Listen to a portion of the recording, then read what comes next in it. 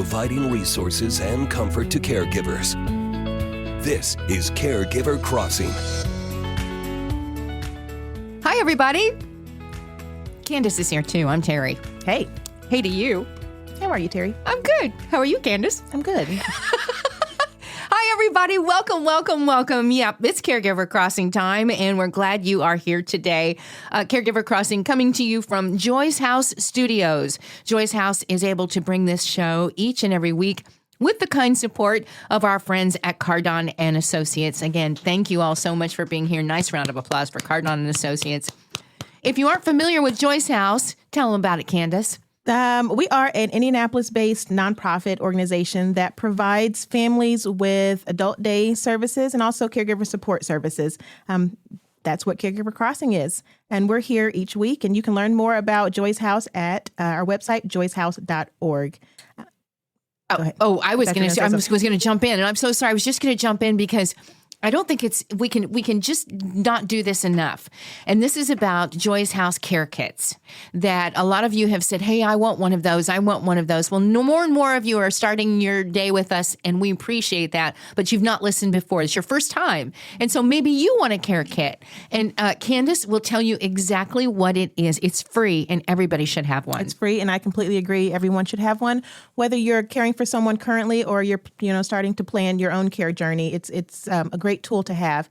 It's a template binder with pages that are already preset for you, and it's your social security number, your doctor's phone numbers, the phone numbers of other important caregivers in your loved one's life, maybe a home health agency or something like that, and then different sections so you can track medications, you can track sleep patterns, you can track finances and your household needs, and also an end-of-life place to start planning all of funerals and end-of-life plans for your loved one as well. It's, designed to keep everything in one place together so you don't have to go looking around for all of those different forms and cards. Yeah. When my mom was caring for Dad at home before he passed away, she had everything. Again, my mom has been organized as long as I can remember, still to this minute.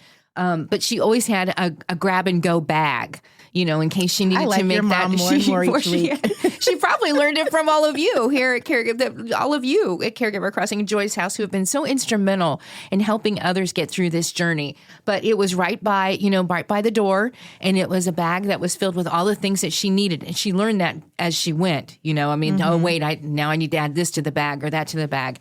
But even if they were going to go and have iron infusions or something, she had grabbed that bag, and part of that is a care kit. It had everything right there for her. And sure, she could put that on a phone maybe, but that's a lot to figure out and scroll. And it just is so much easier to have it in a binder. Yeah. It's just a great tool, a great thing for you to have. And again, it's free.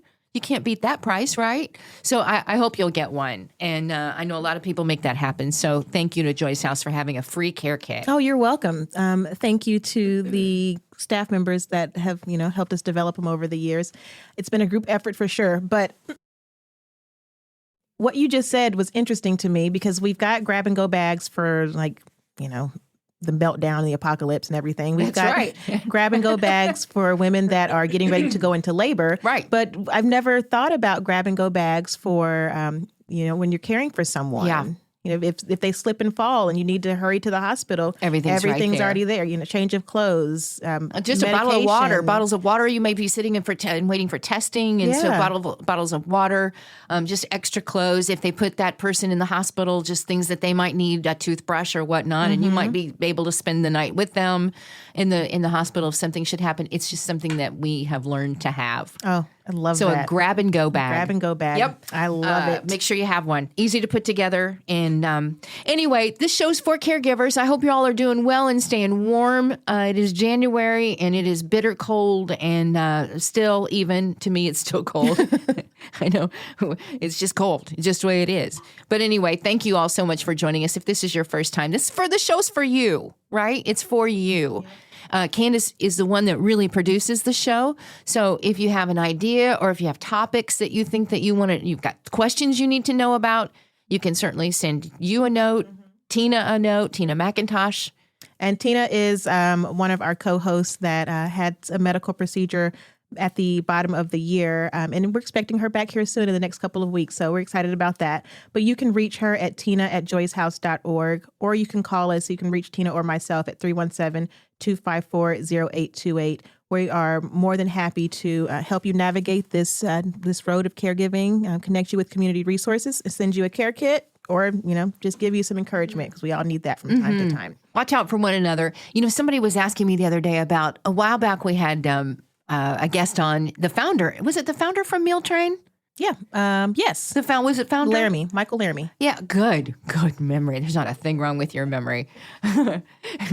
As we talked about last week, everybody should have a memory scan, right? Yeah. Everybody should have one. I don't care how old you are. But anyway, asking us about Meal Train. Had not heard about Meal Train, but learned about Meal Train through the show. Wow. And it was, when you were talking about Tina, I was thinking that's where I learned about Meal Train, was when Tina got sick originally many years ago. Meal Train came around, and I was like, this is great.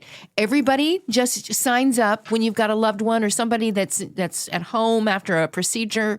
All of your friends can sign up on Meal Train to take a day or a night or a lunch or whatever you can provide and take it over. And it's very organized and a great way to show somebody you love them. Yeah. And I like with Meal Train, you don't have to, necessarily spend time making and buying and preparing the meal. You can send an Uber Eats gift card or, order a pizza and send it through DoorDash, whatever it might be, that's going to be easiest for you to still support the person in the family that's needing the meal. Yeah. I love it. I love it. So, and that kind of speaks to the point, like, we're here for our listeners. So if you need anything, you have any questions, we're all here to help you and more than happy to talk with you. That's for sure.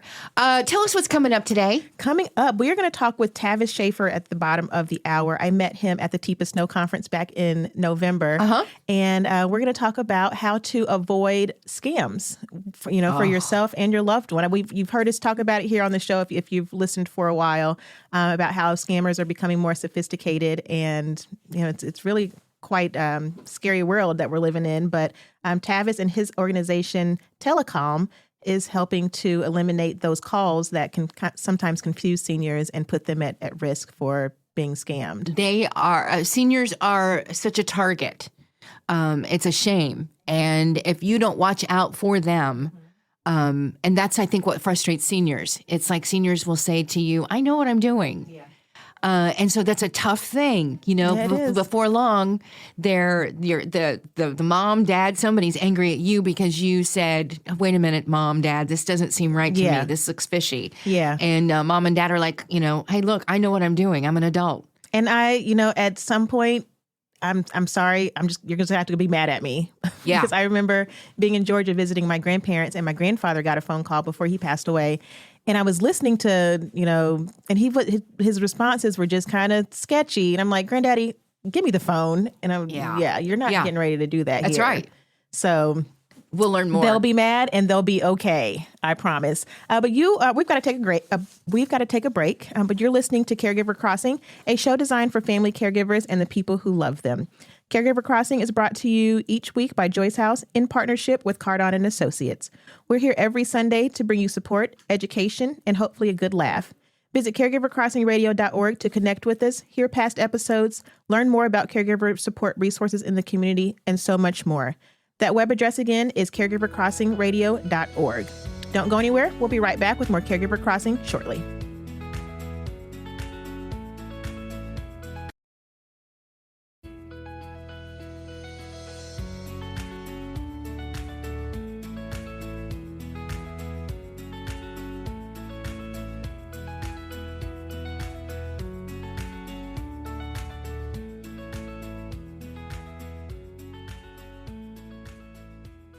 Welcome back to Caregiver Crossing.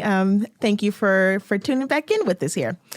Terry, do you remember where you were January 28th, 1986? 1986. Oh, well, I would have just started my job at WIBC Radio. No way. In Indianapolis. Yes. I would have. You've been here since 86?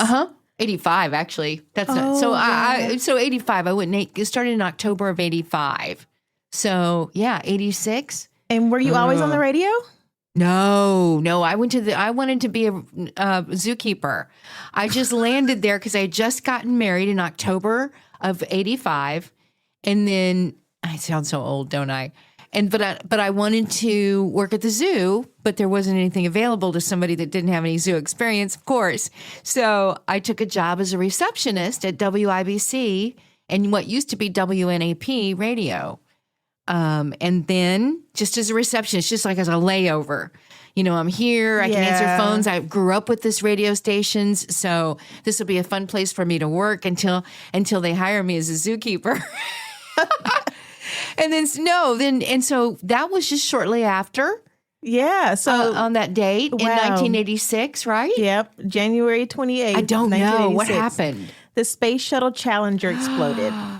And I remember it. I remember watching documentaries about it. I mean, I wasn't born when this happened, but so I remember watching the documentaries. So it exploded 73 seconds after liftoff, killing all 7 crew members. And shocking. Yeah, it was awful. The explosion was later found to be the result of the cold weather and had reduced the resiliency of the O-rings that were attaching a couple of things there. That was the shuttle. Ship that the aircraft, if that's what we call it, the shuttle that had Krista McAuliffe on it, who was the teacher. Yeah. And so many others. We felt like we really got to know that crew very well. Of course, I was working at WIBC, so it's a news station. So, of course, that was on. And I do remember it now that you say that. Every second of it. Because everybody was watching because Krista McAuliffe was on this shuttle. And she was so loved by everybody and gotten to know her a little bit as a teacher, as she was telling, going through this journey with her kids, watching the kids, watching her every move as an astronaut, becoming an astronaut. And oh my gosh, it was so sad, Candace. It was the saddest thing to see.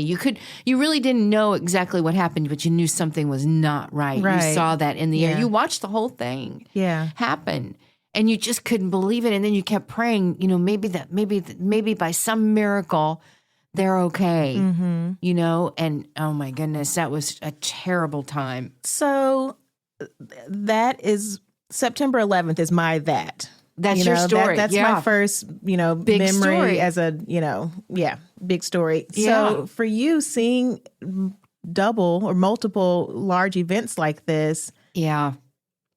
What did you think? Like, what were you thinking? That was probably the first one. Now, probably the first one that I really remembered as an adult watching and really understanding what had happened because I got so wrapped up. I love space stuff, stories, and astronauts. And so that I remember. But I'm like you, 9/11 was such a big deal. But then there were also a lot of great things that happened. Yeah. The Colts coming to Indianapolis, that was a big thing.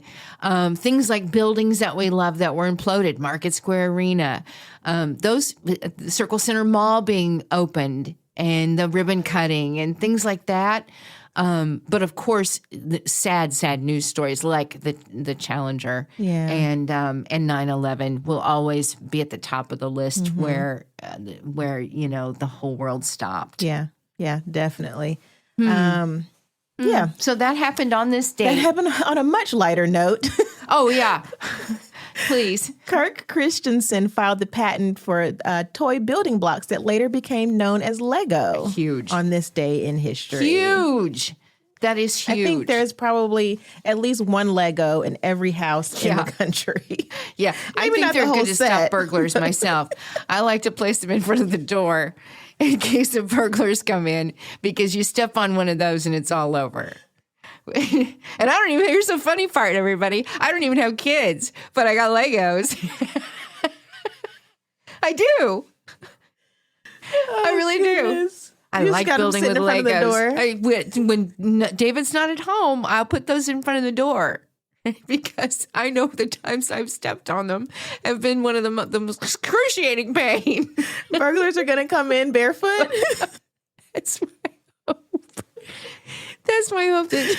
Oh, Terry, I love you. If anything, it'll just twist their ankle for a minute. I get the gun. Oh, goodness. So welcome to Caregiver Crossing. You're going to get all kinds of stuff here. The Caregiver Crossing is a service of Joyce House. And if you aren't familiar with Joyce House, we are an adult day center located in Indianapolis that provides adult day services and also caregiver support services. But we're also excited to be nearing the launch of Caregiver Way. And I'd like to invite you to help us by submitting content. Caregiver Way is an online community for all caregivers. If you think Facebook and TikTok had a baby, but it's all 100% caregiver focused. It's so funny because I keep hearing her explain this. And when she gets to that point, when she says it's like TikTok and a baby, everybody's like, oh, okay. Oh, yeah, I get got it. that. Videos, audio, articles, Yes, whatever funny. your writing or content style is. And, content creation is a big buzzword right now. So if you don't want to think of yourself as a content creator, just think of yourself as a content submitter. Yeah. For or whatever you want to call yourself. But whether you're a family caregiver who has figured out how to help your loved one, fill in the blank, or if you are a industry professional that has a best practice for, again, fill in the blank, we'd love to hear from you and would love for you to submit content. If you need more information or are ready to do so, you can call us at 317-254-0828, or you can email Tina at tina@joycehouse.org. Either way, we would love to hear from you. Listen, coming up, we're going to talk with Tavis Schaffer. We're going to meet him in just a minute. He's the founder of TeleCalm, whose mission is to stop those annoying scam calls that can be potentially disastrous to our aging or confused loved ones. We're going to talk to him in just a few minutes, but I do want to mention this story. If you think, oh my goodness, are they still scamming us? Yes, they really are. This was a story here in Indianapolis, and our friend this came on WRTV, Channel 6. So we credit them because they're telling this story about a woman who decided she's a big fan of a guy that's on General Hospital. And she clicked on his fan page site, and that has led to her being fleeced out of her life savings with an online romance scam using gift cards. So this I'm not aware of the gift card scam thing that people are using. We're not going to mention her name, but she was such a fan of this show, General Hospital. She clicked on this fan page. The scheme is actually very simple. She would buy gift cards and share the numbers on the back so that he could then access the money. Oh, goodness.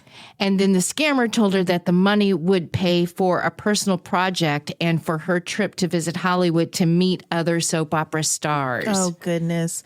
So in August, this soap opera star started letting people know online on his Instagram page. He says, listen, I'm not doing this. Stop this. So this is these scammers are using him all over the world. Yeah. This name. Coming up, we're going to talk about things to look out for from scammers, and also how to protect yourself from being scammed here, now, or in the future. You're listening to Caregiver Crossing, a show designed for family caregivers and the people who love them. Caregiver Crossing is brought to you by Joyce House in partnership with Cardon and Associates. With 20 communities owned, operated, or managed in the Midwest, and more than 40 years of senior living experience, Cardon and Associates provides residents with the best senior living options and personalized service. Visit cardon.us for more information and to find a community near you. Stay put. We'll be right back with more Caregiver Crossing right after the break.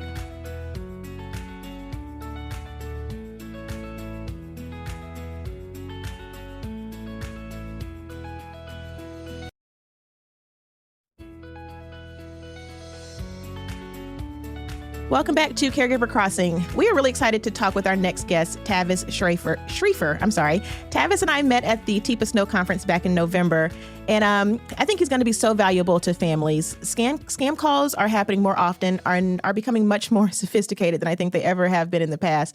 And Tavis is the founder of TeleCalm, a company that has helped to drastically reduce the number of scam calls that are coming through to our loved ones. And I'm just going to jump in here and I'll let Tavis himself tell us a little bit more about it. Tavis, thank you for joining us and welcome to the show. How are you? Sure. Thanks a lot, Candace. I appreciate being here. I'm doing well, thanks. Good. Tell us about yourself and how you came up with the idea of TeleCalm. Oh, okay, sure. So, sometime back, I was my mom's caregiver. We moved her across the street from us into a house across the street, so it was really a everyone loves Raymond scenario.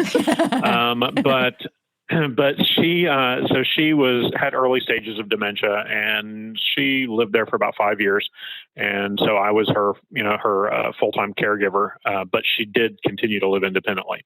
During that time, she had a lot of problems with the telephone and everything else, as everyone can imagine.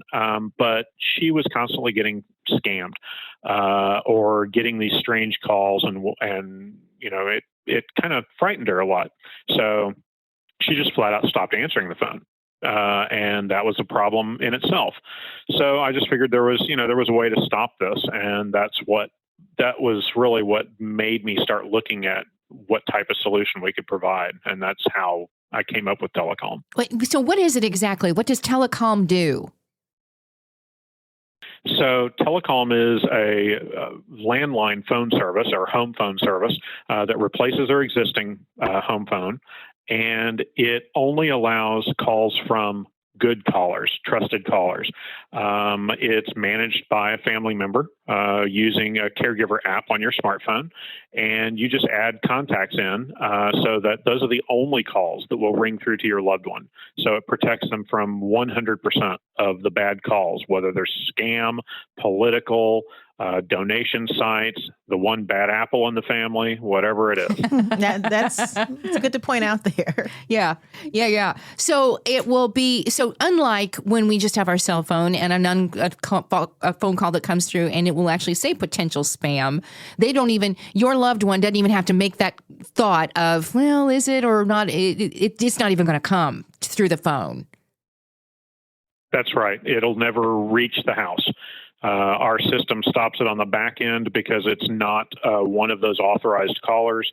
So it will immediately route it to our system's voicemail. And if they leave a message, it will go to the family member on the caregiver app so they can listen to it. So that way, if it's a doctor's office, somebody like that, they can leave legitimate calls. They can leave messages and the caregiver can take care of that or add them to the contacts for later if they'd like. That's great. This is awesome. Leaving the voicemail when we were talking at the conference, that didn't even cross my mind, but that's really smart. Are there any specific signs or red flags that you noticed with your mom that made you aware that it was potentially a scam call that she was receiving? Yeah, sorry. Yeah, she would always call me up and say, "Hey, I get this call from somebody about this, or this. I won this contest, or hey, they told me my Medicare has a problem, and I need to give them all this information." Now, to her credit, she erred on the side of skepticism. Mm-hmm. So, whereas that's not the case for many seniors in these situations, so she at least wouldn't give out the information, and so that helped prevent her from truly getting scammed out of a lot of money. But still, once they talk to you, they've got you on the hook, and they'll continue to keep calling, or other companies will call. So it just raises the stakes at that point. And scammers have a way of using different phone numbers too. They can call you and with one phone number, and my phone will say maybe spam, and then I look, and then 10 minutes later, another call will come in from a different number, but will still have maybe the same prefix or something, and then they just keep going and going and going, and you have to block each and every time. But like you said, with a parent that you want them to stay independent as long as they can, and they may have a dementia of some sort or something that can make them maybe not make the best of decisions. This just eliminates that altogether. What about before you came on the show with us here, Tavis? We were telling about an Indianapolis woman. This is in the news today. $33,000, her life savings that she had with this gift card scheme. What is going on with a gift card scheme? Yeah, that one always amazes me. I mean, I guess it always amazes me how many, how many people will go through with this. And I guess I've personally have never had those calls, so I guess they are extremely convincing. But yeah, they will convince you that you have to go to a Walmart or Apple store or somewhere else and get all these gift cards and then read them the numbers over the phone. Yep. Because once they have that number, they immediately submit it and cash it in and move that cash over. So it's gone. You've lost it. It's unrecoverable. So it's very effective because they're gift cards. Fortunately, a lot of these grocery stores and Walmart and others are there to recognize if you're purchasing a whole bunch of them, it's a red flag, and they come and talk to you about it. Okay, good. But it's just it is a real problem that has been, I guess, wildly successful for scammers. Additional red flags that may help you identify potential scam calls is phone calls asking for money or personal information, especially your Social Security number or maybe even your Medicaid or Medicare number.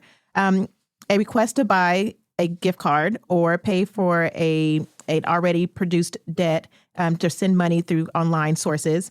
Unauthorized charges on your credit card. So if you're a caregiver, make sure that you're checking your loved one's credit card statements if they still have access to that. And emails or calls saying that you've won a sweepstake or a lottery, like Tavis said his mother has experienced in the past as well. Those are all going to be things that you want to have your ears perk up for if you experience those calls. Yeah, absolutely. Yes. Yeah. Well, and it's also important to realize that, or to make your parent feel comfortable in telling you about any of these, because unfortunately, only a small percentage ever get reported. They feel embarrassed that they fell for such a thing, and so they won't tell you about it.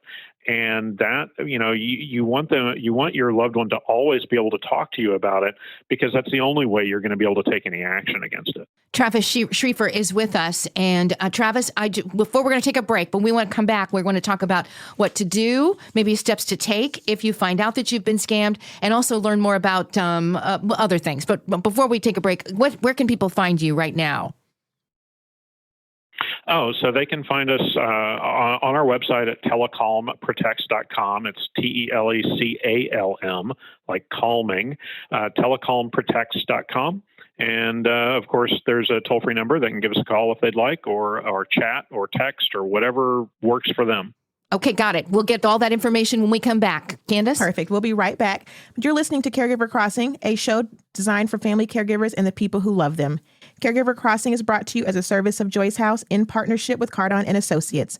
With locations in Broad Ripple and near the University of Indianapolis campus, Joyce House provides exceptional day services for individuals living with a life-altering diagnosis and compassionate support for family caregivers throughout the community.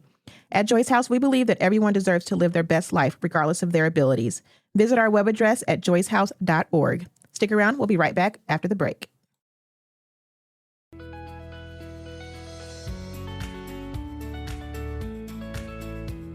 Welcome back to Caregiver Crossing. Should we continue our conversation, Candace, with Tavis Schaffer, the founder of TeleCalm? I think we absolutely should. Tavis, thanks for sticking around through the break. In the event of a scam call, are there a couple of things we need to know, what steps to take to protect ourselves or yourself and your personal information?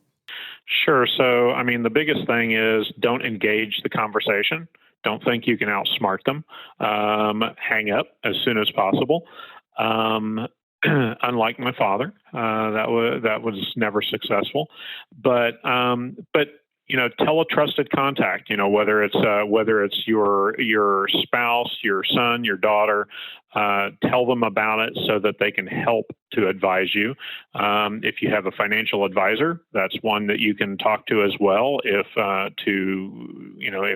you need some professional help on it, of course you can report these frauds to the FTC on their website, reportfraud.ftc.gov.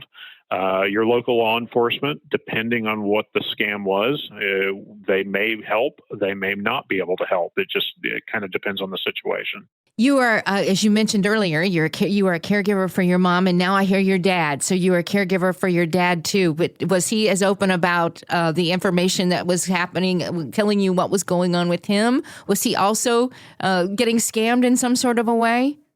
So with his dementia, so I was a part-time caregiver for him. I mean, he lived about a mile away, and so I helped him out. But my stepmom was his full-time caregiver. But yeah, he was open to things a lot, but he was much more open to believing everybody was being honest with him. So that was the opposite effect from my mom. I have my social security number frozen through the credit bureaus, and also all of my credit cards are locked. So in the case that someone gets a hold of my social security number, they're not able to open a new line of credit. And if they get my credit card for whatever reason, they're not able to use it because it's locked all the time. So I highly encourage listeners to take those couple of steps. Freezing it through the credit bureau is completely free. Just go through the Equifax or what are the other credit bureaus? I'm learning new to this. TransUnion. Okay. Yeah, TransUnion, Equifax, and Experian. Yeah, thank you, Tavis. You can go directly to those their websites, and put a lock on your social security number. It's easy, it's free, and it's also helped with locking my credit cards. You got to go in and unlock it each time you want to use it. So it's helped me cut down on my spending as well. So there's a couple different benefits there.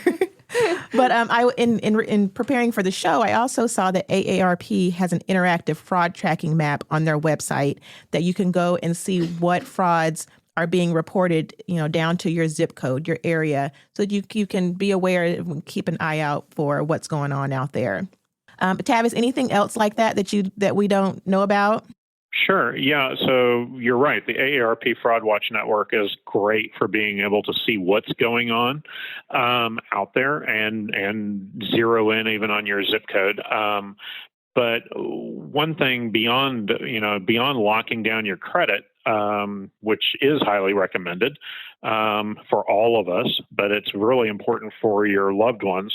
There are services out there like Norton and all that will do it for a fee, but you're right, you can do it for free on the credit bureaus themselves.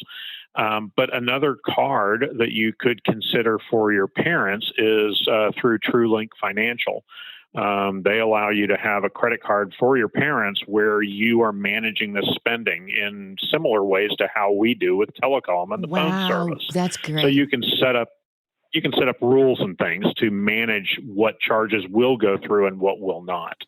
Okay. I did not know that. TrueLink Financial. TrueLink Financial. Really good information. Now, anybody that may have missed our conversation earlier, and we just have a few minutes here left, explain how TeleCalm really helps protect against scam calls and other security threats for elderly users. Sure. So the TeleCalm Caregiver Service protects your loved ones from bad calls. At the bottom line, both incoming and outgoing. So it's managed remotely by a family caregiver using a smartphone app, our caregiver app. Multiple caregivers, multiple family members can run the app, and you pretty much add contacts in for who's allowed to call your loved one, even who they're allowed to call out to if you want to filter outgoing. And those are the only calls that'll get through to them. So that allows you to keep track of who's trying to contact your mom and what's going on. So it works out well to stop not only those scam calls, but also the donation sites and all the things they see on TV. Now, Tavis, what if my mom has to call out for an emergency? Will that let her through, or is there someone managing on the back end there? So not a human, but some smart machines. So we do, all the service does have regular 911 service. So if there was an emergency and your mom called 911, if she lives at home and calls 911, it will immediately go to the 911 operator. And you get a text message to let you know it's happening as well. So that's not a problem. Now, if she lives in a senior living community, then if she calls 911, by default, the same thing will happen. or you can choose to have it routed to a nurse's station since they have 24-hour care. Or if 911 is a hot button issue where they're calling for everything under the sun, we can take steps to intercept those calls or disable them in those instances as well. Wonderful. Tavis, tell us again how people can get in touch with you or sign up for your services or learn more.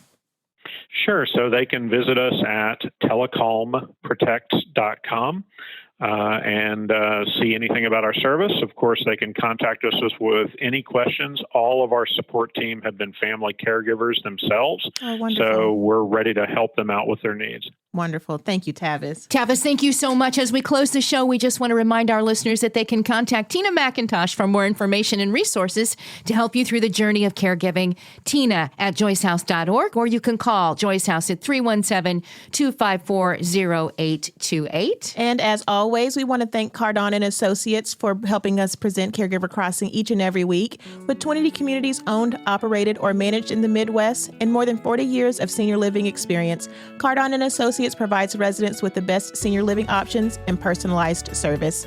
That's it for us this week on Caregiver Crossing. Until next time, take good care of each other.